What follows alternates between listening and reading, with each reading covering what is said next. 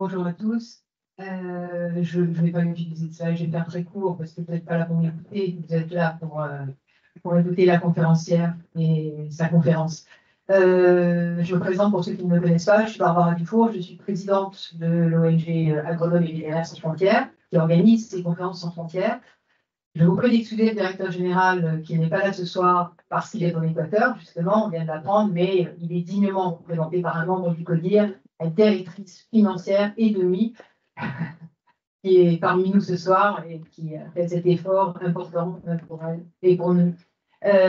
Trois mots sur AVSF. AVSF, c'est une ONG donc, française, qui est une ONG professionnelle et militante, dont les trois, alors je ne sais pas si on appelle ça des axes, comment vous appelez ça, vous, les verticales, c'est plutôt horizontal, enfin peu importe, hein, en tout cas, c'est des axes importants, sont marqués sur ce Kakemono. La transition agroécologique, qui est un point très fort de notre activité, l'élevage et la santé animale, comment améliorer cette santé, ça m'est particulièrement cher, hein, moi, une formation plutôt vétérinaire, et enfin tout ce qui est les filières équitables, et tout ce qui va permettre aux producteurs, hein, en travaillant le plus proprement possible pour la planète et pour lui-même, de produire des aliments qui vont lui permettre de vivre de sa terre et donc d'être justement rémunéré. C'est aussi à ça que sert le commerce équitable, et pour ça, il faut organiser des filières. Donc, c'est dans ces trois axes-là qu'AVSF travaille. Il travaille dans 22 pays, 22 pays dans trois continents, hein, c'est-à-dire Amérique du Sud, Amérique centrale, Amérique, et pas l'Amérique du Nord, bien sûr, Afrique et Asie.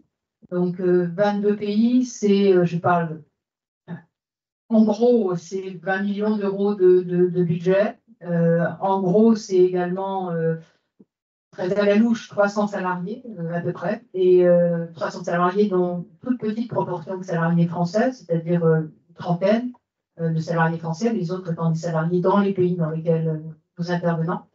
C'est, je n'ai plus le chiffre, mais peut-être 80 organismes partenaires dans les pays dans lesquels on intervient, avec lesquels on travaille énormément, à la fois pour susciter, pour produire des projets qui nous permettent d'accompagner les paysans. Et vous l'avez compris, on travaille pour les petits paysans, l'agriculture familiale, mais la petite agriculture familiale. Je crois vous avoir situé, j'ai peut-être oublié des choses, Julie, je le fais comme ça, pour avoir situé un petit peu AVSF, et pour nous ouvrir l'esprit, pour continuer de progresser, etc. On est dans une étape d'ailleurs importante de progression, puisqu'on réfléchit tous les 5 ans à qu'est-ce qu'on va devenir dans 5 ans, donc on est en plein dans cette phase-là. Eh bien, ces conférences sans frontières qui sont ouvertes à des gens qui connaissent un peu nos problématiques, mais qui ne sont pas de chez nous, en fait, qui sont des scientifiques ou des acteurs du monde, d'un monde associatif ou autre, en tout cas des sommités dans leur domaine. On leur demande de bien nous aider à réfléchir, et c'est comme ça qu'on vous a invité ce soir. Merci, bonsoir à tous. Merci de m'avoir conviée à prendre la parole ce soir pour parler d'alimentation. Évidemment, je ne vais pas pouvoir tout couvrir, hein. L'alimentation du futur, c'est un sujet extrêmement vaste. Les portes d'entrée sont innombrables, et pour ne pas rester trop en surface, je vais juste faire le focus sur certains points. Parce que voilà, il y a quand même énormément de choses à dire. Alors, je sais que vous avez déjà eu plusieurs conférences, donc beaucoup de choses ont déjà été dites. Je vais les prendre peut-être un petit peu différemment, enfin en insistant sur d'autres points. Mais bon, je vais commencer par quelques chiffres que vous connaissez, connaissez certainement. J'ai élargi un petit peu parce que moi, donc ça part, il faut que voilà. Donc voilà, ce sont des chiffres du SOFI. Donc le SOFI, c'est un rapport qui sort tous les ans, qui est publié par la FAO, l'UNICEF, le Programme alimentaire mondial, et qui donne l'état de la malnutrition, enfin l'état de la nutrition et de la sécurité alimentaire dans le monde. Le rapport sort tous les ans vers le mois de juillet, et il couvre l'année d'avant. Donc là, cette année, on va bientôt avoir celui de la prochaine, enfin, on va bientôt avoir celui du mois de juillet. Donc, ils ont fait un tableau, un schéma que je trouve clair à comprendre. Donc, à peu près 7 milliards de personnes, 735 millions de personnes qui sont sous-alimentées, avec la répartition en Asie et en Afrique. Donc voilà, ça c'est vraiment les chiffres de l'insécurité alimentaire actuelle qui progresse. Alors ça, si on regarde en détail, il va y avoir des améliorations. Dans d'autres cas, la situation va s'aggraver. Mais en tout cas, voilà, là on a un premier constat, une première question qui se pose. Comment est-ce que on va pouvoir nourrir une population de 10 milliards de personnes quand on voit qu'à 7 milliards, on est déjà dans cette configuration avec une forte difficulté, insécurité alimentaire. Un deuxième constat que je voudrais poser porte sur les limites planétaires. Donc, je pense que vous connaissez ce schéma. Il a été établi que 9 composantes, 9 limites planétaires ne devraient pas être outrepassées pour que le monde fonctionne correctement, pour que la planète fonctionne correctement. Donc le cercle bleu au milieu représente donc la planète et ce qu'on peut consommer, en gros. Hein, donc en matière d'eau, enfin, les impacts qu'on peut avoir plutôt donc sur l'eau, sur la diversification des océans, en termes de changement climatique. Et la partie verte correspond à ce qu'on est déjà en train d'utiliser et la partie orange montre ce qu'on a largement dépassé. Et donc, 6 des limites planétaires sont aujourd'hui franchies. Alors, il n'y a pas un moment où paf, ça s'arrête et d'un coup, la limite est franchie et rien ne va plus. Hein. Tout est progressif. En plus, on arrive éventuellement à jouer sur certains aspects. Par exemple, sur la couche d'ozone, on avait bien réussi à réduire. Donc, on est revenu dans le correct. Il y a d'autres limites pour lesquelles on a beaucoup de mal à limiter la progression. Mais en tout cas, voilà, ça, ce sont les limites principales. Donc, le réchauffement, l'intégrité de la biosphère avec l'état de la biodiversité, tout ce qui perturbe les cycles de l'azote, du phosphore, la modification de l'usage des sols, la pollution chimique et tout ce qui va concerner l'eau également. Donc voilà, la principale problématique pour moi, c'est dans le système actuel, comment est-ce qu'on va faire pour nourrir 10 milliards de personnes? Donc c'est une question de volume, mais il y a aussi la question de la qualité, c'est-à-dire tout en respectant les écosystèmes, en limitant la pression sur ces écosystèmes, et puis en s'assurant aussi que chacun puisse manger à sa faim.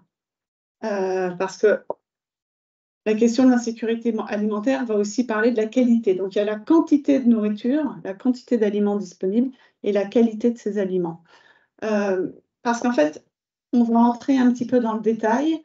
La sécurité alimentaire, la quantité effectivement qu'une personne peut avoir dans son assiette chaque jour, mais qu'est-ce qu'il y a exactement dans cette assiette?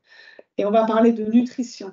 C'est-à-dire que manger n'est pas suffisant. Il faut bien manger et il faut avoir une assiette équilibrée qui correspond à ses propres besoins. Et les besoins des individus évoluent au fur et à mesure et on va le voir un petit peu plus tard. Chaque étape est extrêmement importante pour un bon développement et pour une croissance équilibrée. Je vais donc parler beaucoup de nutrition. C'est souvent un domaine qui est à cheval entre l'agriculture et la santé. Et donc, du coup, c'est souvent ballotté dans une direction ou dans une autre. Enfin, il y a rarement un pôle nutrition à part entière. C'est souvent la nutrition et en fonction des interlocuteurs, la nutrition va être placée à tel ou tel endroit. Mais c'est quelque chose d'absolument clé.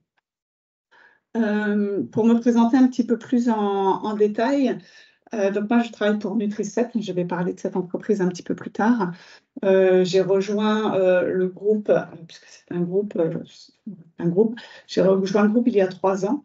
Je suis en charge du département qui s'appelle Engagement, Impact et Communication. Et au préalable, j'ai fait tout mon parcours dans les ONG. Donc je suis encore plus, on va dire, ONG que secteur privé, puisque c'est encore intéressant pour moi le changement. J'ai beaucoup travaillé, notamment avec Handicap International et avec Oxfam au préalable, donc sur des questions de réfugiés, de mines antipersonnelles, de handicap, de justice climatique, d'aide publique au développement. Enfin, j'ai couvert pas mal de domaines. J'ai eu l'opportunité de travailler en France et à l'étranger sur des missions long terme enfin principalement en Afrique. Et là maintenant, donc je suis rentrée en France et j'habite à côté de Rouen puisque Nutri7 est basé là. J'ai fait un petit plan. Je vais présenter un petit peu les constats, la réponse du groupe Nutri7, les pistes à explorer pour cette conférence. Commencer par la nutrition parce que donc Nutri7 travaille beaucoup sur cette thématique, c'est vraiment notre expertise. C'est un milieu que j'ai découvert en fait en intégrant cette structure. Pour moi, en fait, c'était la façon de poursuivre mon engagement, c'est-à-dire que je travaille toujours pour des personnes vulnérables, toujours dans des contextes internationaux, toujours avec des acteurs comme les Nations Unies, les ONG. Mais là, c'est un focus nutrition. Et je trouve que c'est important de pouvoir partager en fait l'importance de la nutrition. Et j'en profite parce que on n'y pense pas forcément suffisamment. En fait, la nutrition, elle est vraiment au cœur de la santé d'un individu, de sa santé et de sa survie. Au cours des 1000 premiers jours, donc les 1000 premiers jours, c'est entre la conception de l'enfant et ses 2 ans. C'est la fenêtre d'opportunité au cours de laquelle le développement cognitif et le développement du système immunitaire sont les plus importants. C'est-à-dire qu'au cours de 6000 premiers jours, si le statut nutritionnel de l'enfant n'est pas bon, cela va avoir des conséquences tout au long de sa vie pour apprendre à l'école, pour résister aux maladies, pour choisir le métier qu'il veut faire, pour subvenir aux besoins de sa famille. Donc c'est vraiment une période qui est absolument clé dans le développement d'une personne. Donc c'est quand la maman est enceinte, quand elle allaite et jusqu'à ses 2 ans. Donc toute cette période normalement doit être couverte avec extrêmement d'attention d'un point de vue nutritionnel. Une bonne nutrition, donc du coup, dès le début, va permettre à l'enfant de grandir correctement, de faire face aux difficultés ou aux défis qu'il va rencontrer. Il sera plus fort, il fera plus face aux maladies. Et du coup, toute sa croissance pourra évoluer harmonieusement. D'autres pics de croissance, d'autres pics où le soutien nutritionnel est très important, c'est au moment de l'adolescence. C'est un deuxième moment où c'est vraiment important. Et dans certains pays où les grossesses arrivent très jeunes, une adolescente qui est enceinte a besoin d'encore plus d'attention. En tout cas, son statut nutritionnel doit être surveillé avec beaucoup d'attention parce que c'est un moment où son organisme a vraiment besoin de délivrer, et pour elle et pour son bébé. Pour les personnes âgées également, donc ça concerne plutôt les pays, on va dire les pays du Nord, où les populations, où les pays sont vieillissants. En fait, souvent, on pense que les personnes âgées mangent moins parce qu'elles font moins d'exercice ou que sais-je, alors que souvent, au fur et à mesure qu'on avance en âge, l'organisme fonctionne différemment Et les personnes âgées ont encore plus de besoins parce que le métabolisme va moins bien fonctionner, parce que elles vont avoir un traitement, parce que donc il va falloir faire face à un traitement. Donc ça, c'est extrêmement important. Et en France, d'après les chiffres de la Haute Autorité de Santé, entre 30 et 70%, donc c'est une fourchette qui est un petit peu large, mais entre 30 et 70% des personnes âgées dans les hôpitaux ou les EHPAD sont dénutries. Et donc ça c'est quelque chose d'extrêmement important. Et donc la malnutrition, ça ne touche pas que les pays du Sud. Et en fait, une mauvaise nutrition, on le reverra à plusieurs, enfin on le reverra, mais voilà, une mauvaise nutrition a un coût économique, parce que la personne sera plus malade, donc aura besoin d'être plus soignée.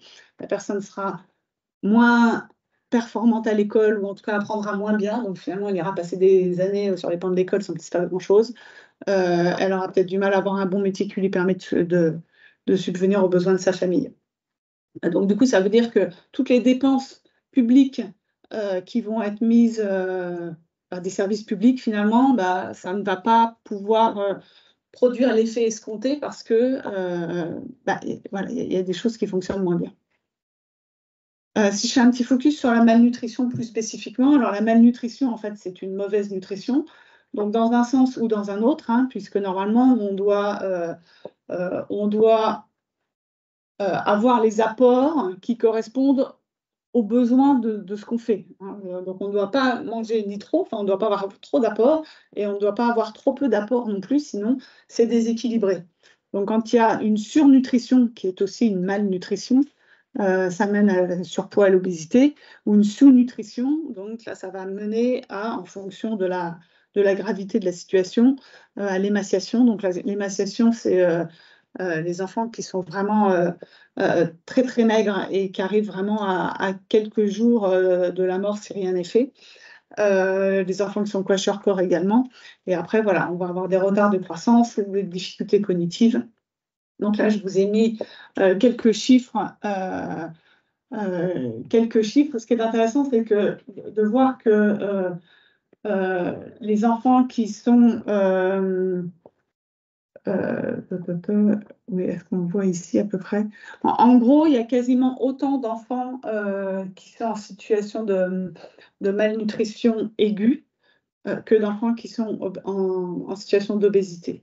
Donc, c'est-à-dire que les tendances évoluent et l'obésité, en tout cas le surpoids, prend de plus en plus. Et finalement, on arrive à quasiment un équilibre sur ce niveau-là.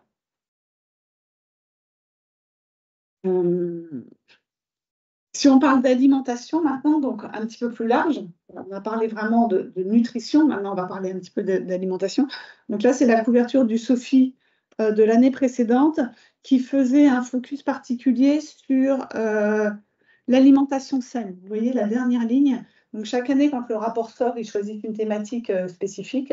En 2022, on parlait d'alimentation saine. Il ne s'agit pas juste de manger, il faut manger sainement.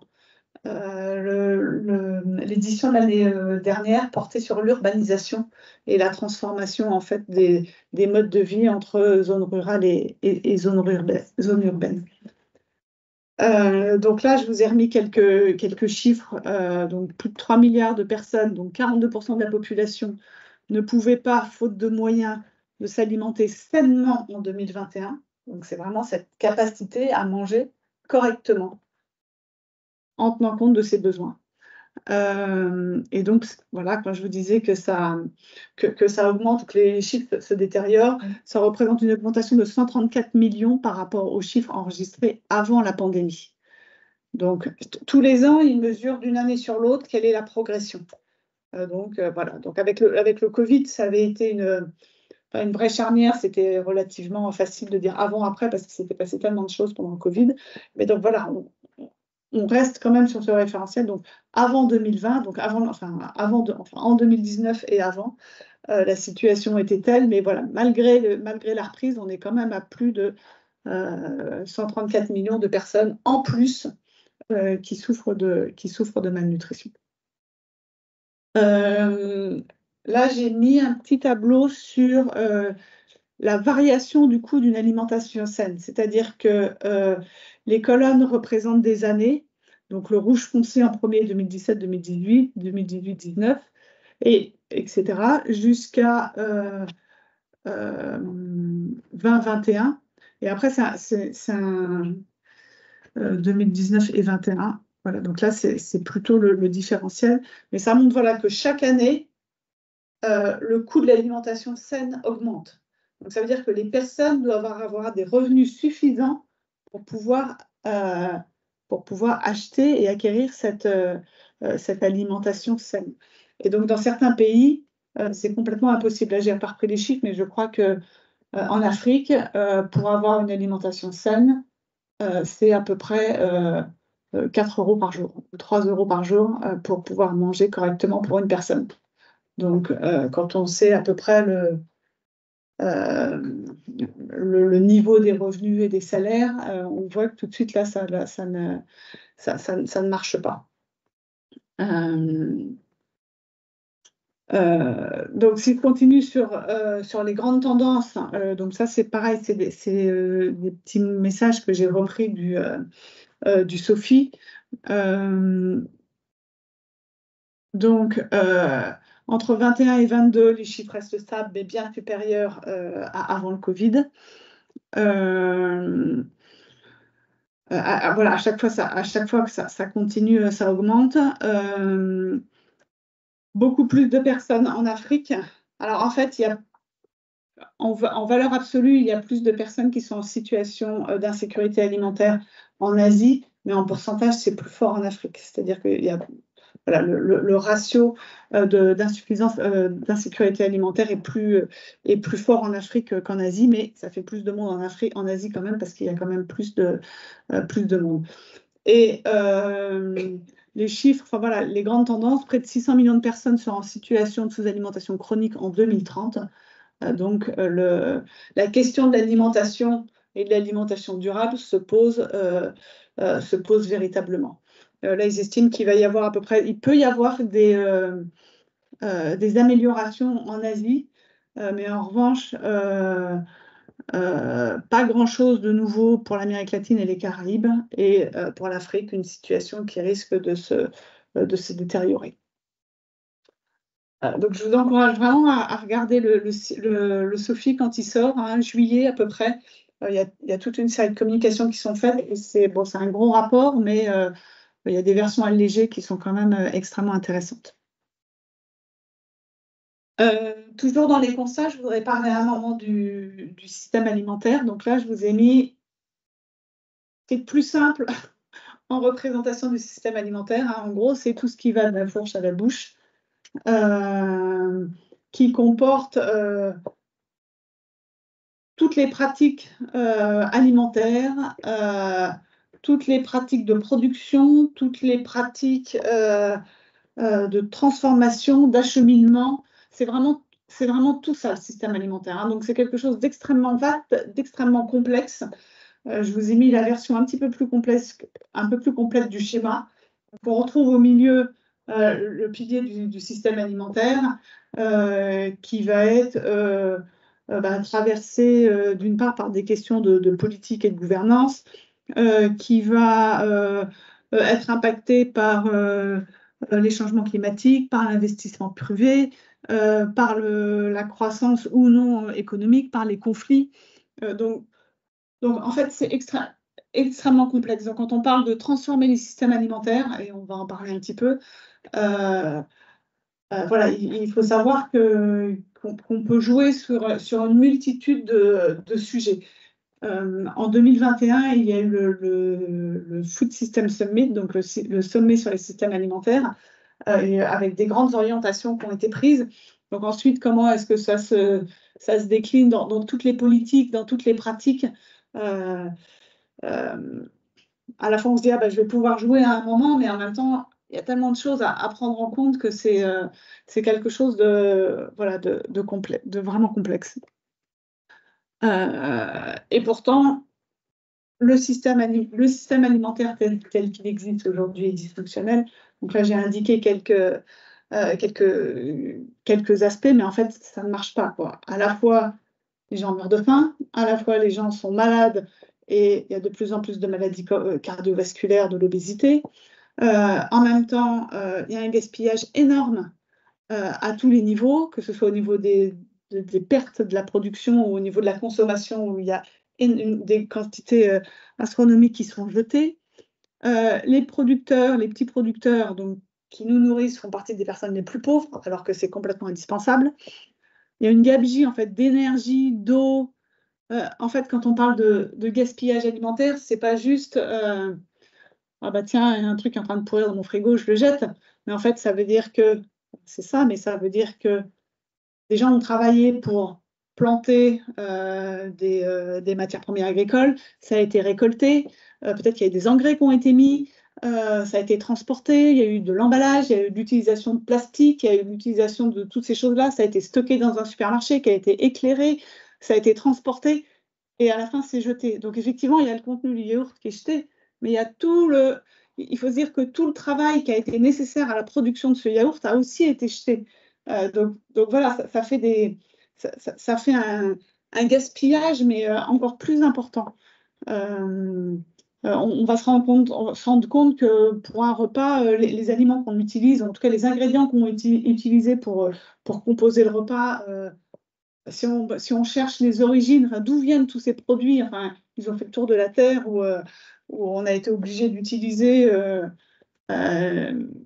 1000 sources d'énergie pour le faire. Donc en fait, quand on parle de gaspillage, et en tout cas, quand on parle de gaspillage, c'est vraiment au-delà de la quantité qui est jetée. C'est tout le travail que ça représente donc ça ne marche pas non plus.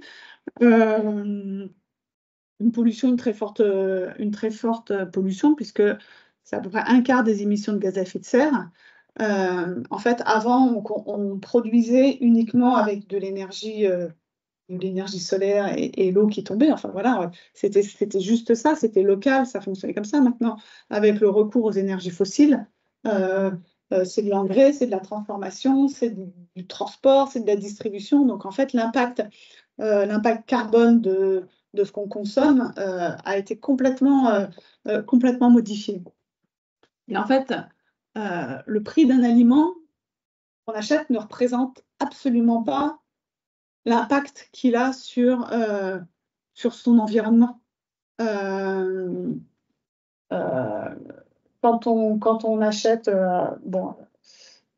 voilà, quand on va acheter, je sais pas moi, un jambon qui vient de Bretagne avec tout ce qu'on sait sur les algues vertes et tout, on paye malgré tout que le prix du jambon, on ne va pas payer tout ce qui serait nécessaire pour retransformer pour nettoyer en fait l'environnement, enfin les écosystèmes qui ont été détruits. Donc ça n'entre vraiment pas dans les prix, et donc ça c'est quand même un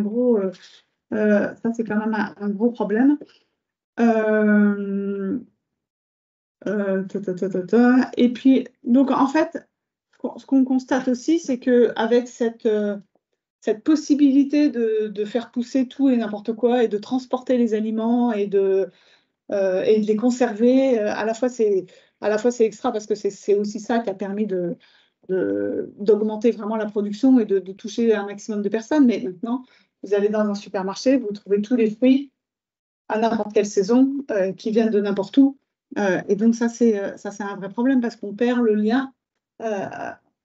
De ce qui est normal ou pas normal, et on ne se rend pas compte, on se rend pas compte des conséquences. J'avais discuté avec des personnes au Maroc et en Mauritanie sur certaines zones, la culture de la pastèque s'était développée pour l'exportation. Et en fait, la pastèque, ça consomme énormément d'eau, donc c'est absolument pas stratégique de faire pousser de la pastèque au Maroc ou en Mauritanie, mais malgré tout, il y a de la pastèque partout à vendre. Dans les grands supermarchés, parce que c'est ça qui va marcher pour les supermarchés. Donc, mais les gens ne sont pas forcément, en tout cas tous les consommateurs ne sont pas forcément sensibilisés à ça et à ce que ça représente véritablement. Voilà, je vais vous parler un petit peu. Donc voilà, ça c'était c'était quelques points sur des constats. Bon, je pense que ça avait déjà été abordé par certaines personnes, mais voilà. Mais je pensais que voilà, je voulais quand même revenir dessus. La réponse de Nutri7 par rapport aux questions de malnutrition et d'accès voilà, enfin, d'accès à une bonne nutrition. Donc Nutri7, c'est une entreprise qui existe depuis 35 ans, qui est basée en Normandie. Et en fait, qui est la rencontre, c'est une entreprise familiale. Donc le fondateur s'appelle Michel Descanes. C'est une personne qui était très connectée avec les humanitaires. Et en fait, il voyait bien que rien n'avait été fait pour soigner les enfants, pour traiter la malnutrition.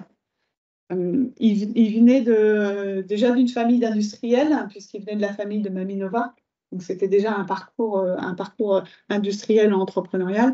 Et avec d'autres personnes, une personne de l'IRD, Monsieur Briand, et des personnes de Médecins sans frontières, ils se sont dit qu'est-ce qu'on peut faire qu'est-ce qu'on peut développer pour malgré tout venir en soutien à ces enfants, en fait, qui n'étaient pas solvables. Et donc personne ne s'était dit vraiment qu'est-ce qu'on va faire pour eux. Et donc, ils ont un premier traitement un premier produit a été développé. C'est un lait infantile spécialisé, c'est-à-dire que c'est comme un lait infantile, mais hyper renforcé pour pouvoir traiter les enfants. Mais en fait, ce lait infantile qui fonctionnait, mais ça prenait un temps fou pour remettre les enfants sur pied. Et en fait, les bébés doivent manger très, très régulièrement. Et dans des zones vraiment de crise, le personnel médical ne restait pas en place pendant la nuit. Et du coup, le matin, quand ils revenaient, il y a plein d'enfants qui étaient morts parce que personne n'avait pu venir les nourrir pendant la nuit. Parce qu'il fallait que l'eau soit très propre. Enfin, donc, c'était très compliqué. Et donc, ils se sont dit, non, ça ne marche pas. Il faut qu'on trouve quelque chose, d'autre. Et c'est là où ils ont décidé de changer la matrice, c'est-à-dire de ne plus faire de lait en poudre. Donc, il existe toujours du lait en poudre pour les bébés et les nourrissons. Mais après, ils ont développé une matrice qui est une pâte, en fait, comme un espèce de super peanut butter, Nutella certainement, et donc qui est facile à l'emploi, qui est facile à utiliser et qui permet vraiment de traiter la malnutrition aiguë sévère. Et c'est le traitement qui marche. C'est le traitement qui est reconnu par l'OMS, c'est le traitement qui est acheté par l'UNICEF quand ils viennent répondre aux besoins. Donc ça, c'est vraiment le début de l'histoire de Nutri7. Le mandat de l'entreprise, c'est de lutter contre la malnutrition. On ne traite que la malnutrition des personnes vulnérables, c'est-à-dire qu'avec notre expertise, on pourrait faire de la nutrition pour les sportifs ou pour les cosmonautes ou pour l'armée. Mais non, on ne fait vraiment que les personnes vulnérables. En 3 temps, on identifie des besoins, on développe des solutions et on ouvre des nouveaux marchés pour pouvoir toucher un maximum de personnes. Et donc là, l'enfant, il est en train de manger Plum Peanut. Donc Plum Peanut, c'est vraiment le produit phare qu'on a développé. Quand vous regardez des photos avec l'UNICEF, c'est ce... je vais passer. Oui, vous pouvez. Donc ça, c'est vraiment notre produit. C'est quasiment devenu un générique. Donc maintenant, ça s'appelle un RUTF, Ready to Use Therapeutic Food, un aliment prêt à l'emploi, thérapeutique prêt à l'emploi. C'est devenu un générique puisqu'il est produit à plein d'endroits dans le monde. Certains de nos clients nous demandent de retirer tous les noms, plus rien. Ils veulent juste le RUTF rouge comme ça. Donc finalement, c'est quand même un succès. Enfin, c'est quand même une belle réussite de développer un produit qui devient presque un générique. Parce que voilà, c'est vraiment c'est vraiment ça le traitement. Donc voilà, on ouvre un nouveau marché et puis maintenant on va aller voir ce qu'il y a, enfin quelles autres vulnérabilités peuvent être prises en compte maintenant pour celui-ci. Enfin voilà, maintenant on sait comment on peut faire pour traiter des enfants. Il y a encore plein de choses à améliorer, on pourra en reparler, mais notamment sur les sachets plastiques, dont la verticale du plastique, ça m'intéressera de discuter avec vous. Donc voilà, nous on produit ce genre de produit. J'ai une petite photo sur les autres produits qu'on développe. Évidemment, ce n'est pas ça qu'on promeut, c'est-à-dire que nous promouvons une alimentation saine tout au long de la vie. Maintenant, quand il y a des défaillances parce que le système politique ne marche pas, parce qu'il y a des conflits, parce que eh ben voilà, on développe ce type de nutrition. Mais effectivement, c'est pas ça. Enfin, là, on vient combler un besoin. En fait, voilà, hein, c'est ça. La révolution agro-industrielle a introduit un biais dans notre alimentation et dans notre lien avec la nature que nous tentons de réparer. Donc voilà, c'est vraiment pour combler quelque chose.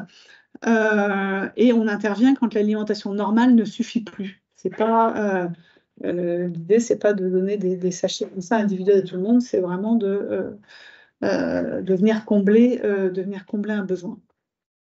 Donc ça, c'est la gamme de nos produits. Donc en fait, tous les produits ici, c'est vraiment du traitement et de la prévention de la malnutrition aiguë. Donc ça veut dire que les enfants là sont déjà malades ou alors sont déjà touchés par la nutrition ou alors sont dans des situations où finalement c'est extrêmement tendu. Ça va être la période de soudure, il y a des déplacements de population. Clairement, on sait que ça va être difficile pour les enfants. Donc on a certains traitements et puis les laits thérapeutiques dont je parlais au début. Après, les produits pour les 1000 jours, donc, et pour la femme quand elle est enceinte et allaitante, et pour l'enfant une fois qu'il a passé les 6 mois, puisque l'OMS recommande l'allaitement maternel jusqu'à 6 mois. Ensuite, on a des produits qui sont plus pour la grande distribution, non, pour la collectivité, je veux dire. Donc, le Cubimix est utilisé notamment par le CICR dans les prisons pour apporter un support nutritionnel aux aliments qui sont donnés, qui sont fournis aux prisonniers. Et celui du bout là-bas, c'est Appétimix, c'est le produit qu'on a développé pour les collectivités en France pour le soutien nutritionnel des personnes âgées. Et notamment, ce produit est utilisé. Alors, dans des collectivités, on n'arrive pas à voilà, il n'est pas encore offert au grand public, ou en tout cas à des consommateurs individuels, on va dire. Donc là, on travaille avec des EHPAD pour qu'ils puissent renforcer les plats. Et le dernier, ça c'est un produit assez récent qu'on a développé avec Médecins sans frontières. En fait, ce sont des poches de nutrition entérale. Donc la nutrition entérale, c'est pour les patients hospitalisés, en fait, donc souvent dans des situations de crise. Et au lieu de transporter des poches d'aliments, en fait, c'est comme un lait en poudre. Donc c'est reconstitué, c'est dosé à la bonne quantité. Il peut être pris en nutrition entérale ou orale. Donc c'est beaucoup plus facile d'accès et ça permet de traiter plus facilement. Donc ça, c'est vraiment la réponse, on va dire, produit. Qu'est-ce qu'on produit en tant qu'entreprise? Voilà, ça, c'est ce qu'on fabrique. En revanche, on a quand même une spécificité, c'est que pour lutter contre la malnutrition, bon, c'est bien de faire des produits, mais finalement, ça ne suffit pas. Et ce qui a été développé à partir de 2005, c'est un réseau de producteurs indépendants qui produisent principalement ces produits, pour les 1000 jours également, qui produisent ces produits au plus près des besoins. Donc là, je vous ai indiqué la liste de nos partenaires. La liste de nos partenaires qui sont basés principalement dans les pays du Sud, Haïti aussi, Madagascar, Inde. L'usine historique est en France. On a un partenaire aux États-Unis parce que USAID achète principalement américain. Donc voilà, ça permettait de répondre à une demande ici. Donc ces partenaires, ce sont principalement des PME. Dans certains cas, ce sont des ONG, mais ce sont surtout des PME qui sont indépendantes. Parfois, le groupe a quelques participations, parfois pas du tout. Mais voilà, ce sont des PME et on réfléchit à ouvrir aussi, en tout cas, à développer des partenariats. C'est souvent une histoire de rencontre. C'est-à-dire qu'une rencontre va avoir lieu avec une personne au Burkina Faso qui est motivée et qui a une compétence déjà et qui va vouloir fabriquer et on travaille ensemble. Donc parfois ça marche, parfois ça ne marche pas. On avait ouvert une usine en Guinée à la demande du gouvernement qui nous avait promis, des commandes régulières en fait pour traiter la malnutrition. En fait, il n'y a pas eu de commande, donc enfin ça a marché 1 an ou 2, mais finalement ça ne fonctionne pas. Euh, Au Soudan, l'usine a été détruite pendant la guerre l'année dernière. Parce que voilà, c'est ça aussi, hein, on travaille au Burkina Faso, au nord du Nigeria, euh, en Haïti, en Éthiopie, Madagascar. C'est-à-dire que le produit qui a circulé, celui-là, il vient de Rouen, puisque je travaille à Rouen, mais il a la même qualité. Et les produits Haïti, on arrive à avoir des usines qui fonctionnent à des niveaux de qualité. On est presque de la pharma, c'est-à-dire qu'on est une usine, une entreprise agroalimentaire, mais c'est quasiment de la pharma. On est audité. 80% de nos produits sont vendus aux Nations Unies, à l'UNICEF, au programme alimentaire principalement, le programme alimentaire mondial. On vend aussi à des ONG comme Action contre la faim, Médecins sans frontières. Mais voilà, enfin, il y a quand même une très très grosse partie qui part aux Nations Unies et on est audité tous les ans pour que la qualité soit garantie. Il ne s'agit pas de faire un produit bas de gamme pour des enfants qui meurent de faim. Donc, c'est très, très strict. Et de réussir à développer dans des zones comme celle-ci, enfin, Haïti, nord du Nigeria, voilà, c'est quand même un succès dont on peut être fier parce que beaucoup ne s'aventurent pas dans ces zones-là. Et en fait, pourquoi je dis que ça permet de contribuer à traiter la malnutrition également, c'est que dans ces zones fragiles, difficiles, souvent en conflit, finalement, on apporte une expertise technique, une exigence qualité, de la formation, ça crée de l'emploi, ça crée un emploi utile, puisque c'est pour produire des solutions nutritionnelles pour les besoins locaux. Et ce qu'on fait également, c'est que on va essayer, pardon, on va travailler au maximum avec les producteurs locaux pour pouvoir s'approvisionner localement. Donc, on a développé toute une série d'activités pour valoriser les filières agricoles locales, notamment avec les producteurs d'arachides, puisque dans le produit qui a circulé, il y a énormément d'arachides. Donc, alors, nous, d'une part, ça nous permet de garantir une production de qualité et de quantité suffisante.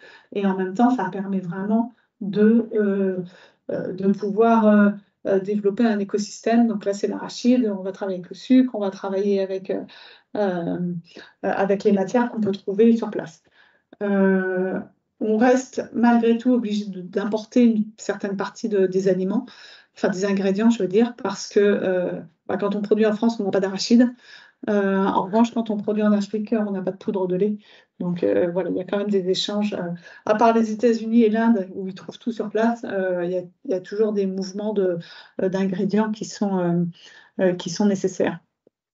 Alors quand je dis nous, c'est pas forcément nous, hein, ça va être nos partenaires, donc les entreprises, les PME locales que je vous ai présentées, qui vont développer des partenariats avec les filières localement. Nous, on reste des transformateurs. On n'est pas du tout dans l'agriculture à proprement parler. D'ailleurs, là, c'est quelque chose qui peut être intéressant et nous, souvent, on s'approche de certaines ONG pour qu'elles puissent nous aider à structurer des filières, parce que ça, on ne sait pas le faire. En fait, c'est pas notre métier. On sait qu'on a besoin d'arachides, mais on ne sait pas forcément comment faire pour structurer une filière.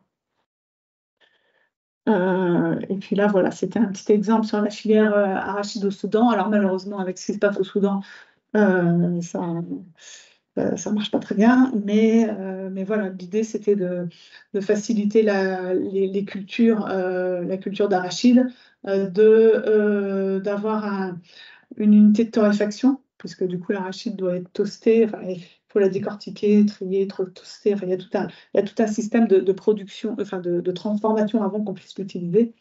Et on avait aussi un gros projet d'AflaSafe autour de la AflaSafe, donc en fait il y a une toxine il y a une toxine dans les arachides qui peut être écartée si une autre toxine naturelle est utilisée. Donc, du coup, ça rend l'arachide utilisable pour ce qu'on fait. Donc ça, voilà, c'est un deuxième pilier pour lutter contre la malnutrition. On fournit des solutions, mais on produit localement aussi et on essaie d'entraîner tout un écosystème. En revanche, là où c'est plus compliqué, c'est que lutter contre la malnutrition, c'est aussi limiter au maximum nos émissions de gaz à effet de serre, puisque les changements climatiques sont l'une des causes principales de la malnutrition. Donc, on s'est penché sur nos propres chiffres et on a étudié, on a fait notre bilan carbone. Et ce dont on s'aperçoit, c'est que 95% de nos émissions de gaz à effet de serre proviennent de nos matières premières. C'est-à-dire que les 5%, c'est vraiment la matière première. C'est vraiment la matière première qui nous plombe. Et si on regarde les deux premiers, les deux premières catégories, c'est des produits dérivés du lait. Parce qu'en fait, dans le Plum Peanut là, qui a circulé, donc c'est extrêmement réglementé par l'OMS, 50% des protéines qui sont dans le produit doivent provenir de protéines laitières. Donc, du coup, on est obligé d'utiliser du lait, de la poudre de lait, et ça nous met dedans. En orange, c'est l'huile de palme et ensuite les arachides. On utilise de l'huile de palme parce que ça permet au produit de rester soft, enfin de rester moelleux. Puis on a toute une série d'obligations. Le produit doit rester 2 ans sans chaîne du froid, garder toutes ses propriétés organoleptiques. Donc voilà, c'est quand même beaucoup de recherche pour s'assurer qu'au bout de 2 ans, le produit ait conservé toutes ses propriétés. Donc ça, c'est un point de vue sur le changement climatique. On a également fait une analyse de cycle de vie du produit. Et on voit que l'impact ne porte pas que sur le climat, mais il porte également sur l'acidification des océans. C'est celui-ci. Sur l'eutrophisation marine, terrestre et sur la pollution de l'eau. Et tout ça, c'est les cultures des ingrédients qu'on utilise pour faire notre produit. Donc à la fois, on a un mandat qui est résolument tourné vers le vivant et en même temps, parce que le système agricole reste polluant, en tout cas la façon dont il est pratiqué aujourd'hui, il reste très polluant, nos produits ont un impact. Donc voilà, là je vous fais une présentation tout à fait transparente de nos chiffres. Et c'est pour un produit qui vise à sauver des vies. Donc, si on imagine tous les autres produits qui ne visent pas à sauver des vies, ou en tout cas qui sont plus gadgets, on va dire, on prend un peu l'ampleur de ce que ça peut représenter. Donc, à la fois, on veut un produit d'excellente qualité pour pouvoir sauver un maximum de vies. À la fois, les clients veulent qu'on ait des produits avec des prix les plus bas possibles pour pouvoir traiter le maximum d'enfants. À la fois, on veut protéger l'environnement, mais donc si on protège l'environnement, ça va nous coûter plus cher. Donc là, c'est la quadrature du cercle. Comment on fait pour développer des produits plus respectueux de l'environnement, qui restent très peu chers pour sauver plus d'enfants?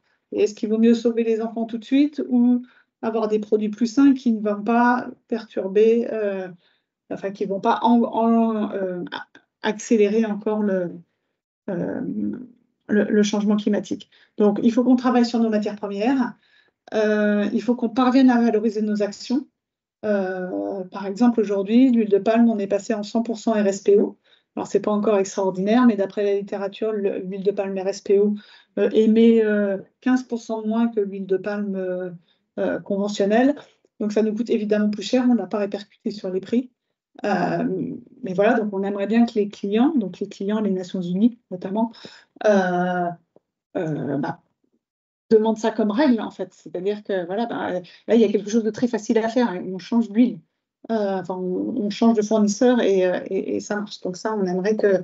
Voilà, comment est-ce qu'on embarque nos clients et nos parties prenantes?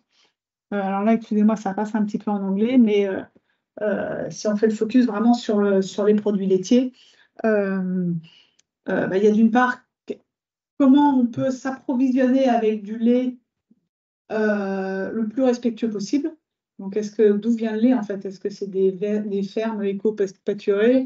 Est-ce que c'est des 1000 vaches? Est-ce que c'est de la ferme bio qui vient de Nouvelle-Zélande ou est-ce que c'est d'ici? Enfin, donc voilà, vraiment quel lait on peut utiliser, enfin quel produit. Et sinon, on est en train d'essayer de développer des formules alternatives, c'est-à-dire où on n'aura pas où on utilisera moins de lait. Mais bon, pour l'instant, on n'a pas trouvé.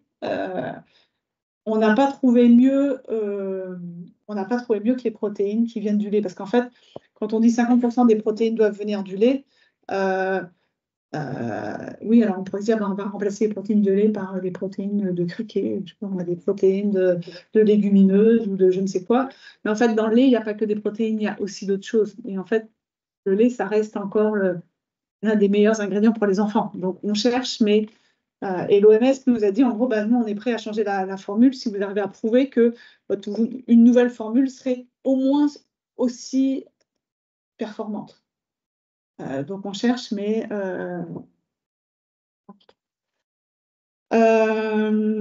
donc, voilà, en tout cas, voilà le nœud, on va dire, dans lequel on est actuellement. Donc, on est en train de déployer, de définir une stratégie climat ambitieuse qui va aussi être conforme aux trajectoires recommandées par l'accord de Paris. Mais voilà, là, c'est quand même compliqué quand on a un mandat qui est de sauver des vies. Voilà, on peut réduire, mais voilà, comment on va faire? Quelques pistes pour réinventer l'alimentation. Parce que c'est ça, hein, qu'est-ce qu'on fait avec tout ça, hein. Donc, j'ai repris les arguments d'Oxfam pour vraiment exiger la transformation des systèmes alimentaires, hein. C'est un modèle qui ne fonctionne pas, qui détruit la planète. Donc, actuellement, ça ne marche pas. C'est profondément inégalitaire, hein. Donc, en fait, il y a 6 enseignes de distribution qui se partagent 92% du marché alimentaire. Donc, tout est hyper concentré. Donc, après, ceux qui ne sont pas dans ces 6%-là, ils n'ont plus rien. Aucune garantie des droits, c'est-à-dire que même si on est en capacité de produire en quantité largement suffisante, on sait très bien qu'il y a plein de gens qui ne mangent pas leur faim, donc qui sont en sein de la sécurité alimentaire, donc c'est complètement inégalitaire. Il y a d'autres modèles qui existent et ces autres modèles peuvent aussi générer de l'emploi, et un emploi viable, décent et enviable également. Un autre défi, une autre piste, c'est donc vraiment se concentrer sur la nutrition. J'aime beaucoup ce schéma parce qu'en fait, il reprend les 17 ODD et en fait, les ODD qui sont en jaune, en orange, ne peuvent fonctionner que... Enfin, les politiques mises en place pour atteindre les ODD en orange ne peuvent fonctionner que s'il y a une bonne nutrition au départ. Donc, avec une bonne nutrition, voilà, les gens pourront aussi manger à leur faim. Ils pourront aller à l'école, ils pourront apprendre, ils pourront comprendre ce qu'on leur apprend, ils pourront avoir un bon métier. Ils seront en bonne santé, donc ils seront moins malades, donc il y aura moins de dépenses de santé. S'ils vont à l'école et qu'ils sont en bonne santé, ils pourront avoir un bon emploi, donc ils pourront travailler, ils seront moins pauvres. Donc là, c'est l'ODD 1. La nutrition, c'est beaucoup une histoire de femmes aussi, donc ça renforce l'égalité entre les femmes. Si tout le monde a un emploi, pour l'ODD 8 sur la croissance, ça pourra soutenir cette croissance et pas faire des poches d'inégalité.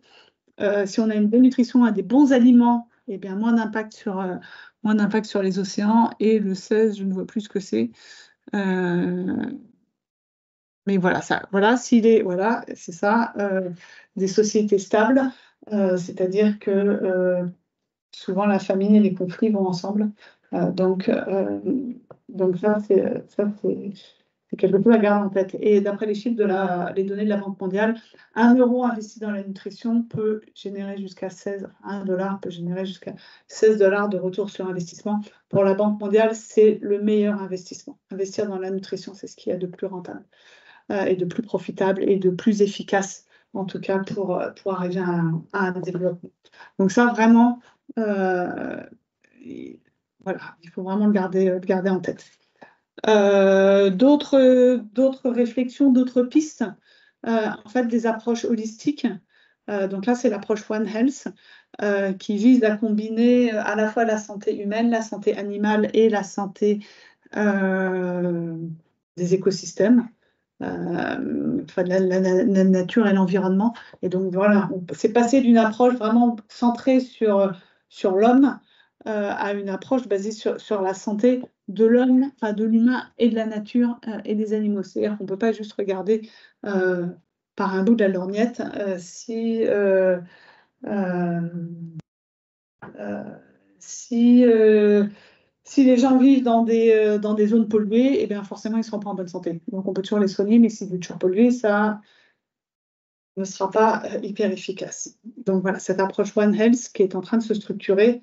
Des personnes réfléchissent dessus, travaillent sur ces sujets depuis très longtemps, mais maintenant, il y a des masters, il y a des réflexions, il y a des groupes. Donc, ça, c'est vraiment quelque chose qui monte, qui est holistique et qui reste, on va dire, assez facile d'accès dans un premier temps. Les entreprises, alors là, il y a tout un mouvement sur l'entreprise régénérative qui est en train de prendre de plus en plus de place. Donc, c'est la Convention des entreprises pour le climat qui propose ce type d'approche.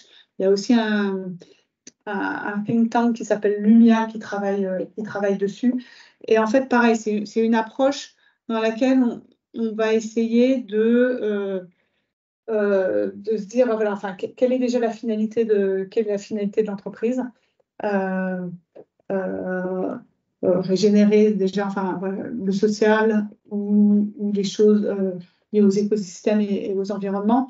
Et après, il y a toute la façon de travailler, c'est-à-dire, par exemple, eh bien, si on se base sur la nature n'est jamais à 200% de ses capacités et elle ne vise pas ça. Elle va se protéger, elle va se préserver, donc elle ne va pas en faire trop, elle ne va pas s'épuiser elle-même, elle va toujours se garder de l'énergie, elle ne va pas arriver à un épuisement total de ressources naturelles et un équilibre naturel qui doit être permanent. Alors, ça, c'est un mouvement je voulais le citer parce que c'est quand même un mouvement qui est en train de prendre. Bon, alors, pour une industrie vraiment industrielle, on se demande dans quelle mesure elle peut être régénérative.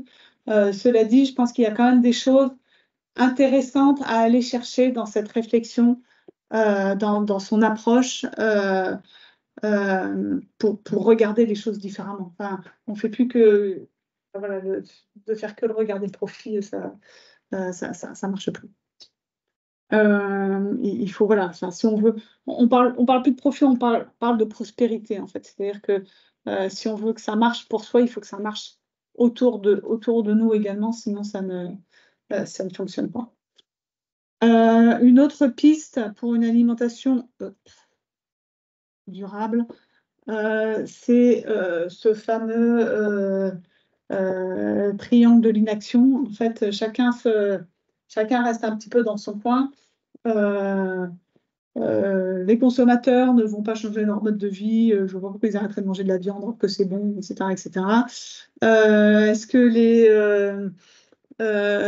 que le secteur public va vraiment réguler, va imposer des normes vraiment très très fortes, et les entreprises, si elles ne sont pas régulées, elles ne vont pas forcément passer le pas pour changer vraiment leurs pratiques. Donc en fait, personne ne bouge, chacun attend que l'autre en fasse tout de suite beaucoup plus, enfin donne-le là, mais ça bloque. Donc ça, on l'a surtout, enfin, cette question de triangle de négation, ça a été beaucoup utilisé pour changer ses pratiques par rapport aux émissions de gaz à effet de serre, mais ça marche aussi pour l'alimentation. En fait, est-ce que j'attends qu'il n'y ait plus ça dans le supermarché pour arrêter de le manger, ou est-ce que j'arrête tout de suite, je change tout de suite mes pratiques? Donc ça, il faut vraiment il faut le garder en tête. Donc j'ai mis quelques idées, par exemple la publicité. L'alimentation reste vraiment en fait, est considérée comme un produit exactement comme un autre. Il n'y a pas de l'alimentation n'est pas mise sur un piédestal parce que c'est quelque chose d'essentiel, alors que ça mériterait d'avoir un traitement différencié. Si on voit une pub, c'est une pub qui va concerner un produit agroalimentaire, ça va être soit parce que c'est pas cher, soit parce que c'est gourmand, soit parce que c'est fun, mais il va y avoir aucune pub qui va mettre en avant autre chose que ces paramètres-là. La publicité pour l'alimentation ne va pas promouvoir vraiment les qualités nutritionnelles, ou va pas promouvoir le travail de l'agriculteur derrière, ou va pas promouvoir un nouvel impact moindre sur une des limites planétaires. Non, ça va être toujours plus, plus, plus. Mais bon, après, c'est ça la publicité. Mais voilà, enfin, la publicité a quand même un rôle vraiment, vraiment énorme. Je parle aussi de l'incohérence des politiques. Alors, on va dire que les personnes mangent de plus en plus mal, donc manger trop salé, sucré, trop gras. Par contre, on va autoriser l'usage de pesticides pour les cultures de la betterave. Donc finalement, le betterave, ça crée du sucre, donc on va mettre encore plus de sucre dans les produits qu'on mange, mais en même temps, on autorise l'usage de pesticides. Donc les gens vont être encore plus malades, soit parce qu'ils habitent à côté des champs, soit parce qu'ils mangent des produits sucrés. Donc, enfin, comment on s'en sort comment on sort de ça. Et alors, ça, c'est un petit exemple qui concerne vraiment le travail qu'on fait dans les pays du Sud, en tout cas avec nos partenaires, soutien garantissant le développement de tous les maillons des chaînes agroalimentaires. Ce dont on s'aperçoit, c'est que bien souvent, il va y avoir une forte attention qui va être portée aux petits producteurs ou aux grands groupes. Mais le milieu, finalement, n'existe pas. C'est-à-dire que nous sommes des acteurs, enfin, en tout cas, les partenaires qui sont dans notre réseau sont des PME qui travaillent à un maillon de la transformation alimentaire. Ces PME sont basées dans des pays complexes, difficiles, où tout peut se passer. Au Soudan, paf, l'usine a pris feu, voilà, c'est terminé. Pour obtenir des financements pour accompagner ces entreprises, ces PME, c'est extrêmement compliqué parce que si on va voir Proparco, donc l'antenne privée, enfin la branche privée de l'AFD, le ticket est trop faible, la zone est trop dangereuse, les critères administratifs vont être complètement incroyables. Moi, j'ai été obligée de remplir, enfin, j'ai reçu le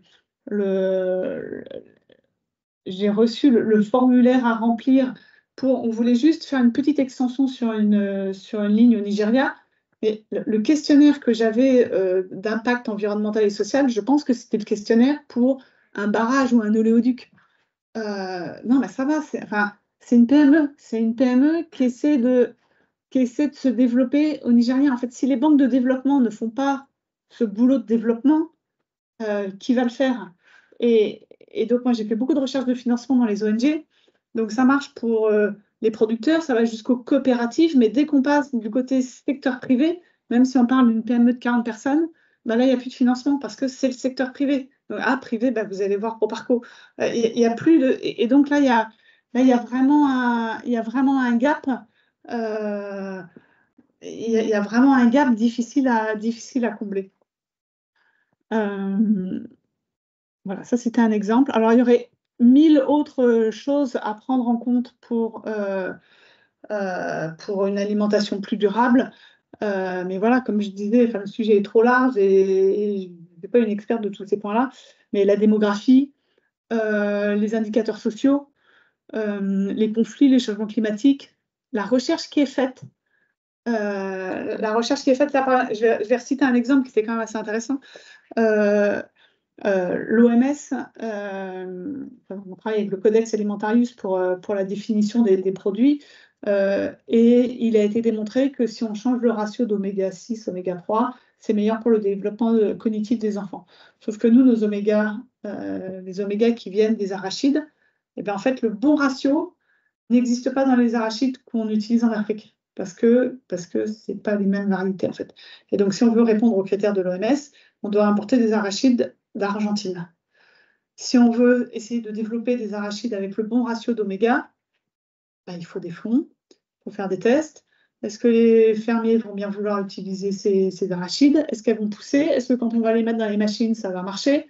Est-ce que Donc voilà, enfin, et tout ce travail sur la recherche, donc à chaque fois, moi, je vais vendre le projet, là, j'en parle, ah, c'est passionnant, et puis finalement, personne n'a d'argent parce que bah, c'est multi-pays ou c'est un trop petit marché. Donc, finalement, enfin, il y a plein de paramètres comme ça à prendre en compte. Donc voilà, les évolutions en matière d'accords internationaux, enfin de commerce internationaux, ça aussi, ça aura un impact sur l'alimentation. Euh, et puis en matière socio-culturelle, qu'est-ce que enfin, l'identitaire, j'ai assisté l'autre jour à une conférence extrêmement intéressante sur les peuples autochtones et sur en tout cas les aliments qui sont consommés et en fait tout le travail de sape qui est fait pour faire disparaître les peuples autochtones. En fait, la totalité de la population peuples autochtones dans le monde, c'est l'équivalent de la population européenne. Donc il y a quand même beaucoup de gens qui entrent dans la catégorie peuples autochtones. Alors évidemment, ils sont dispersés un petit peu partout, mais bon, leur régime alimentaire est d'une diversité incroyable, leur respect de l'environnement est absolument fabuleux, mais tout ça c'est balayé alors qu'il y aurait tellement à apprendre de ces personnes. Enfin, voilà, donc il y a encore il y aurait encore énormément de sujets à prendre en compte. J'ai déjà dépassé le temps, donc j'ai juste, voilà, c'est juste quelques mots pour l'alimentation durable, hein. C'est bien se nourrir pour garder son corps en bonne santé, mais pour garder également la planète en bonne santé. Hein, il faut vraiment garder ces deux aspects. L'alimentation durable, elle prend soin de l'homme et elle prend soin de l'environnement. Ça, c'est vraiment une chose clé. Dans les grandes recommandations, c'est des aliments diversifiés aussi. Je pense que je crois une quinzaine d'ingrédients composent notre régime alimentaire en grande partie. Donc il y a une richesse qui est en train de disparaître, mais voilà, si on veut une alimentation durable, il faut exploiter tout ce qui peut être exploité. Enfin, il faut recourir et s'appuyer à tout ce qui existe et pas vouloir absolument faire de la monoculture non, non, il faut élargir pour qu'il y ait moins de pression sur euh, sur certains animaux, sur certaines plantes. Voilà, il faut une diversité euh, pour pouvoir répartir. Euh, pour pouvoir répartir les cultures, pour pouvoir répartir la production de protéines animales, il faut réduire sérieusement la consommation, en tout cas de viande et de bœuf, et même enfin tendre vers des régimes végétariens. Il faut vraiment respecter les besoins aux différents âges de la vie.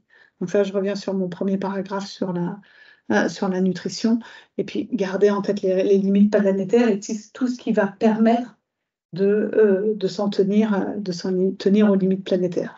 Hein, donc, notre santé, la santé de la planète, une diversité pour ne pas mettre trop de pression, une attention à tous les âges de la vie, à ce dont on a besoin, et puis voilà, respecter les limites planétaires, mais ça, c'est ce qu'on avait dit précédemment. Je vous remercie. Et puis, la stratégie de Nutri-7 qui n'a pas, s'est pas contentée de son mandat de sauver des vies, et elle en a sauvé beaucoup. Vous produisez combien de peanuts par an? L'année dernière, la production totale de tout le réseau était environ 120 000 tonnes.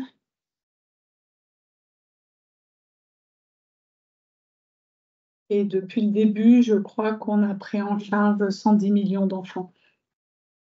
Depuis le début de... Ouais. Un petit sujet, et au-delà de ça, donc de ce mandat qui aurait pu vous suffire, parce qu'il y a toute la question du partenariat que vous avez su susciter en mettant le pied à l'étrier d'entreprise dans des conditions incroyablement difficiles, et surtout quand on a compris le respect de la qualité, toutes les exigences. Vous mettez donc le doigt sur quelque chose qui fait mal, et l'impact. Je trouve ça très brave, mais peut-être qu'il y a d'autres questions. Je reviens sur une petite anecdote sur laquelle vous pourriez peut-être nous éclairer, parce qu'à un moment donné, compte tenu du miracle du Plum Pilote, Médecins sans frontières, pour ne pas les avait eu la réflexion de dire, mais il ne faut pas attendre que les enfants arrivent au stade de la malnutrition sévère. Il faut leur distribuer du peanut avant. Donc, ce qui était un peu bizarre, enfin, ça part d'un certain bon sens, mais je pense qu'il y a eu des essais qui ont été faits, vous pouvez peut-être nous éclairer là-dessus. Mais quand même, on voit mal de détruire préventivement avec des produits tels que ceux-là pour éviter de tomber dans la malnutrition sévère. Voilà, c'est une petite question pour notre débat. Ouais, en fait, les produits 1000 jours qu'on développe, notamment pour les enfants, enfin, donc femmes enceintes et enfants, en quelque sorte, c'est de la prévention. C'est-à-dire que pour les familles qui sont dans des situations où on sait que ça va être compliqué, des personnes qui ont été déplacées, on est dans des périodes de soudure, on sait que l'accès à l'alimentation est difficile parce que soit il n'y a rien sur le marché, soit on sait que ces gens-là n'ont pas assez d'argent, en tout cas pour avoir une alimentation diversifiée. Moi, j'ai déjà fait des distributions avec le programme alimentaire, hein. C'est riz, sucre, huile, sel. Et voilà, donc ça, c'est pas une alimentation diversifiée. Ça ne suffit pas. Donc, dans les zones où on sait que ça va être tendu, on a développé effectivement ces produits justement pour les femmes enceintes et pour les bébés, enfin pour les jeunes enfants, pour qu'ils puissent développer leur système immunitaire, puissent répondre, enfin faire face aux infections et mais pas tomber malade et pas se retrouver dans ces situations-là. Maintenant, effectivement, donc les produits existent, ça a été reconnu par le Lancet. Tous les grands nutritionnistes ont appelé à l'utilisation de ces produits. Maintenant, voilà, il y a des habitudes qui ont été prises, on va dire, de sauver des vies. Et la prévention, la prévention, c'est plus compliqué. Enfin, c'est plus compliqué de se dire non, non, je vais mettre l'argent là et j'espère qu'il y aura moins de. Parce qu'en même temps, les enfants qui sont traités avec Plum Peanut, à peu près, enfin, en tout cas les RUTF, puisqu'il n'y a pas que nous qui produisons des RUTF, seulement un quart des enfants sont touchés. Parce qu'en fait, quand on dit un quart des enfants sont touchés, ça veut dire que les acteurs de la prise en charge de la malnutrition, donc je vous dis PAM, enfin UNICEF et grosses ONG, ne reçoivent des financements que pour traiter un quart des enfants qui en ont besoin. Donc il y en a encore 75% qui n'ont rien. Oui, vraiment merci beaucoup pour cette présentation très complète des enjeux de la malnutrition. Moi, je voudrais revenir sur les points que vous avez abordés, sur ce que je trouve formidable, c'est le réseau des entreprises PME que Nutri7 a structuré avec un effort, j'imagine, de sourcing local maximal. Oui. Mais vous n'avez parlé, dans les deux questions, c'est quelles sont les perspectives de développement de ce réseau? Donc, vous nous avez parlé des difficultés que vous avez eues en Guinée, en Soudan, mais peut-être qu'il y a des belles histoires quand même et des projets. Et ma deuxième question, c'est dans ces PME, autour de ces PME, hein, donc moi j'adhère à l'idée qu'il y a un maillon manquant qui est le soutien aux PME dans ces pays-là. Critique de mon parcours est très recevable. Encore que je me demande s'il n'y a pas une possibilité de financement d'une holding qui permettrait de faire des gros tickets. Voilà. Mais après, quand la PME existe, son sourcing, pour le diversifier, ça suppose quand même d'avoir des liens avec des paysans pour avoir de l'arachide, pour avoir de l'huile de palme, puisqu'après tout, quand on est en Afrique, c'est quand même la zone d'origine de l'huile de palme, c'est dans la diète ordinaire, pour avoir peut-être, qui sait, quelques autres protéagineux, et voire même de la poudre de lait. Voilà, donc, est-ce que vous pouvez nous en dire un peu plus sur l'état actuel et les perspectives de ce réseau, parce qu'après tout, ça peut intéresser agronomes et vétérinaires sanitaires d'être votre partenaire. Alors, des belles histoires, le Nigeria. Donc, l'usine est au nord à Kano, donc c'est-à-dire à la frontière du Niger, donc pas là où c'est le plus simple. Là, l'usine a été, enfin le partenaire s'est lancé il y a 2-3 ans et là, ils ont vraiment bien, ça a bien pris, ça marche bien. On est en train de voir s'il serait possible d'ouvrir en Afghanistan avec la GACAN. Donc voilà, on continue dans la liste des pays compliqués. Après, voilà, ça prend du temps, donc ça se fait pas comme ça. Là, l'usine, donc Samil, l'usine au Soudan qui a été détruite, donc tout le monde a pris la fuite en Égypte, et l'idée, c'est de rouvrir en Égypte et de garder ce statut de producteur local pour le Soudan. Parce qu'en fait, les Nations Unies vont privilégier les producteurs locaux. Donc, si eux, ils sont en Égypte, a priori, c'est pas pour l'Égypte, mais il y aurait un accord pour qu'ils gardent ce statut de partenaire prioritaire pour répondre aux besoins du Soudan. Donc ça, c'est une belle histoire. Pour les filières, alors effectivement, pour les financements, effectivement, donc en fait, ce qui s'est passé, c'est que la holding du groupe Nutri-7 a servi de banque pendant très longtemps pour pouvoir permettre le développement des partenaires du réseau. L'idée, ça n'est pas de... On pourrait effectivement Proparco et les autres, hein, enfin les grosses banques BMO, enfin, préféreraient certainement nous financer nous, mais en fait, l'idée, c'est aussi de donner l'autonomisation. Enfin, si tout passe par nous, c'est pas ça le but de la manœuvre, quoi. Enfin, l'idée, c'est qu'ils soient suffisamment forts et costauds pour aller chercher de l'argent et pour se développer indépendamment. Et puis après, ça fait des trop gros montants, enfin, qui sont compliqués à gérer. Donc pour l'instant, on travaille beaucoup sur les filières arachides. Dans la réflexion de formules alternatives, on pourrait travailler, enfin, ou en tout cas avec d'autres ingrédients. On essaie de voir pour travailler avec le millet, avec le sorgho, avec d'autres matières premières. On travaille aussi avec d'autres modes de production et de transformation en faisant de l'extrusion, donc qui permet un process différent des matières premières et donc qui permet de conserver d'autres.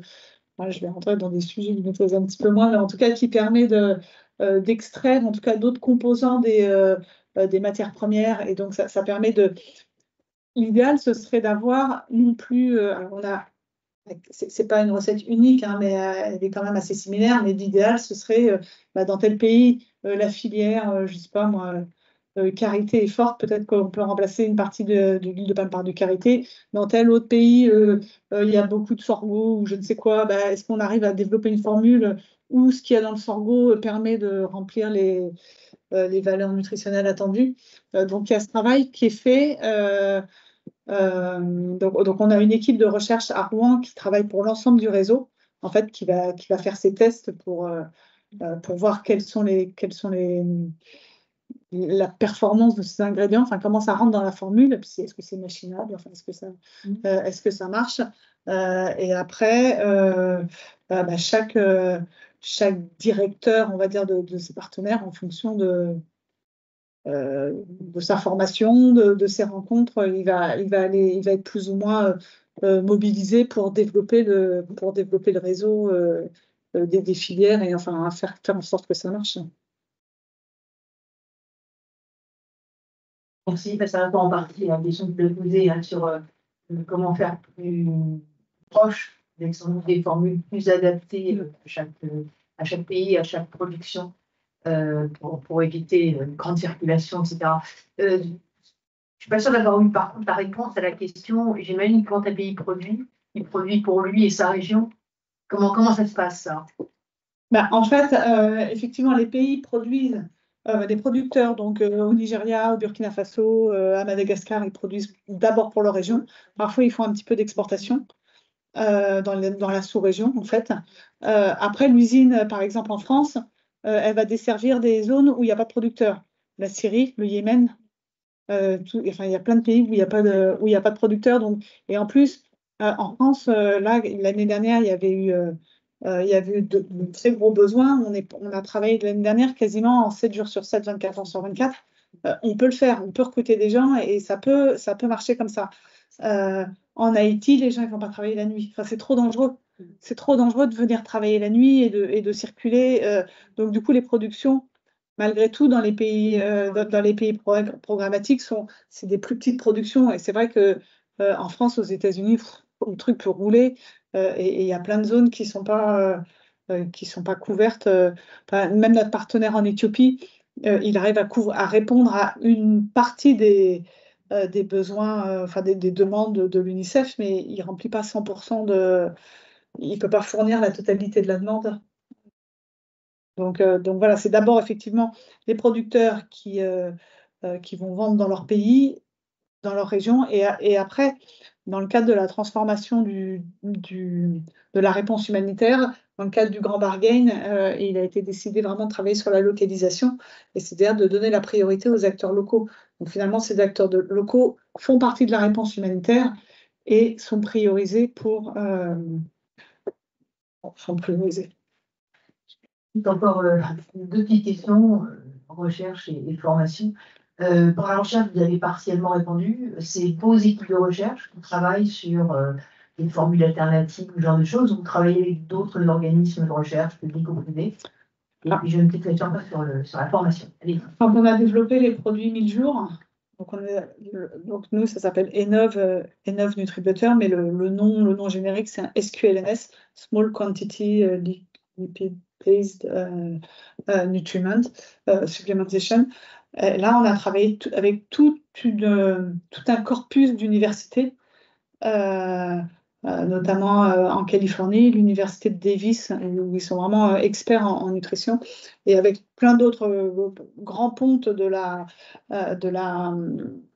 nutrition. Et en fait, on a travaillé ensemble, et donc nous, on travaillait avec eux, on complétait avec nos expériences et nos expertises, et en même temps, on testait la fabrication des produits, parce que en fait, une fois qu'ils ont fait la formule, il faut bien essayer de voir comment ça marche. Donc du coup, on a travaillé avec eux. Et donc oui, on travaille, on fait de l'affine, on affine sur des formules existantes. On a des nutritionnistes dans nos équipes qui sont chercheurs et qui contribuent mais on travaille largement aussi avec des grandes universités pour être sûr des produits qui sortent, quoi. Okay. Et vous avez un secteur de formation aussi. Je ne parle pas uniquement de formation industrielle pour les usines de monte, etc. Je parle plus largement de formation à la nutrition, notamment pour les populations ciblées, c'est la population fragile, et puis premier âge ou au contraire dernier âge, si je puis dire. Alors, ce qu'on fait, c'est que là, on s'est engagé à faire en sorte que tous les personnels de tous nos partenaires puissent bénéficier d'une formation à la nutrition. Donc là, c'est 1000 personnes. Dans le réseau, ça fait à peu près 1000 personnes. Donc, on a développé des outils de formation pour que une formation, on va dire, un petit peu de base sur la nutrition puisse être dispensée à l'ensemble de ces personnels. En fonction des directeurs, certains ont dit... celui du Burkina Faso a dit moi je vais faire une journée de la famille, je sais pas, j'avais invité toutes les familles avec les enfants, et puis je ferai la nutrition, je vais le faire à tout le monde, et comme ça voilà, ça va arriver dans plus d'oreilles, donc m'assurer que ça va toucher plus de monde. Après, il y en a qui vont le faire de manière un petit peu plus confidentielle, mais effectivement on a décidé de former tout le monde à la nutrition, et au niveau de Rouen, on a tout un volet travailler, on va dire, travailler avec les communautés locales. En fait, on a toute une série de partenariats avec des associations qui travaillent sur les problématiques d'accueil de réfugiés, d'intégration. Et donc, on a pas mal d'activités justement avec ces personnes réfugiées, et dont certaines ont vraiment un focus nutrition pour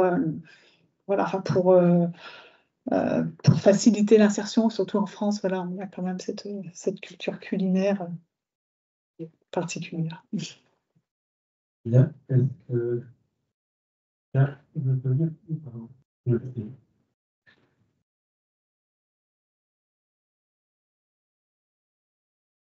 Oui, il existe d'autres réseaux dans le monde parallèles à pas les mêmes objectifs, notamment dans certains continents. J'ai vu sur la planisphère où c'est un petit peu le Brésil ou l'Inde. Alors, donc nous, dans notre réseau, c'est une dizaine de partenaires, de producteurs. Dans le monde entier, il y a une trentaine de producteurs. Donc, c'est pas...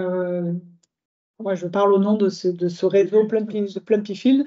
Donc, il y a d'autres Il y a d'autres producteurs. Ils sont principalement basés en Afrique ou jusqu'au Pakistan. Ça va pas beaucoup plus loin en fait. On a un producteur en Inde, enfin, on a un partenaire en Inde, mais l'Inde n'achète pas de produits. En gros, il n'y a pas de problème de malnutrition en Inde, donc ils n'achètent pas de produits.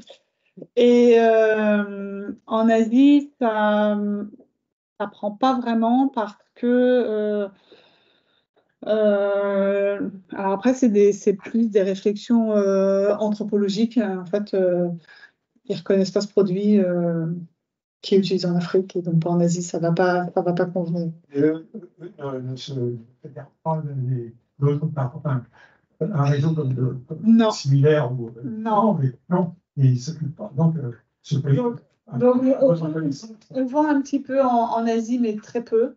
On n'a pas de producteurs et j'avoue que je n'ai pas entendu parler de producteurs basés en Asie. Et là, ce qu'on est en train d'essayer de mettre sur pied, c'est une sorte d'association de producteurs où, au-delà du réseau avec lequel on travaille en très étroite collaboration, on pourrait rassembler l'ensemble des producteurs pour parler d'une seule voix, justement, auprès des Nations Unies, quand on va dire, qu'est-ce qu'on fait avec nos sachets plastiques là? Est-ce qu'on est obligé d'avoir des durées de vie de 2 ans quand on fait de la production locale? Après, voilà, c'est plein de questions de ce type-là.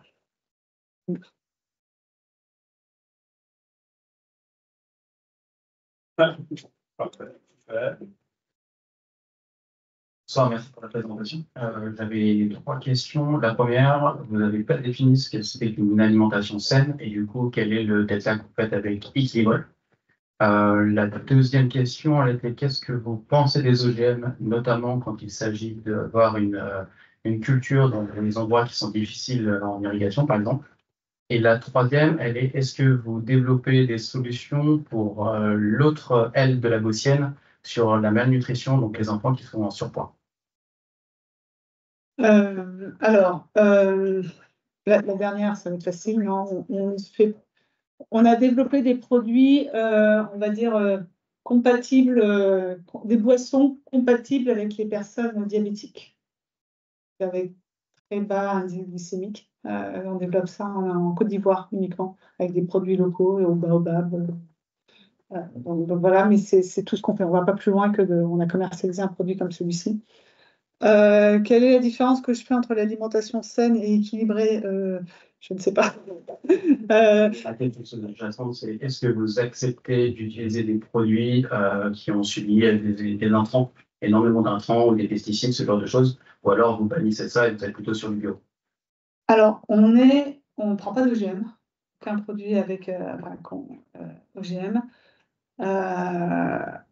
On essaie d'avoir des approvisionnements les plus respectueux, donc en choisissant quel produit on achète. On a une politique achat qui est assez stricte, mais après, on est confronté au prix. C'est-à-dire qu'on répond à des appels d'offres, et c'est le prix